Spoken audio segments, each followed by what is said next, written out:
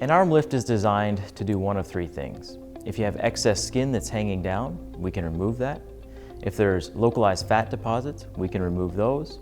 Or if there's contour abnormalities, we can help by tightening up some of the underlying structures. If you're someone who has gotten less young or diet and exercise, you've lost some weight and you have that extra skin hanging, unfortunately, no matter how hard you work out, you just can't tighten that skin. That's the person that's right for an arm lift. There's really two main options for doing an arm lift, the two options for the incisions. The first one is going to be down the middle side of your arm, the inside of your arm. The other one would be down the back of your arm. And you and your surgeon together will decide based on how much extra skin you have, how much extra fat you have, and how much tightening you really need to do, which is going to be the best incision for you.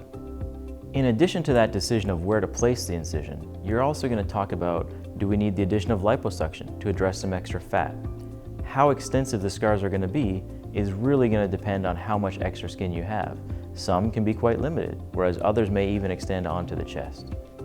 During the arm lift procedure itself, we operate at multiple different levels. So then on the way out, we actually close at multiple different levels as well. On the inside, there'll be some absorbable stitches. And on the outside, depending on your surgeon's preference, there may be more stitches that have to be removed later or stitches that are dissolvable. What do you expect after an arm lift surgery? If that's the only surgery you're having, you're probably going to go home the same day. You may have dressings on, you may even have a compressive dressing on your arm to help to minimize the swelling. You may have a drain, depending on how extensive your procedure was. If there is a drain, make sure you ask your surgeon how to look after that and how to take care of it. For the most part with an arm lift surgery, the results are fairly immediate. That doesn't mean that you see them the same day. There's going to be bruising, there's going to be swelling, and that will take a couple of weeks to go away, maybe even 3 weeks. By the end of 3 weeks, you'll really start to see your result.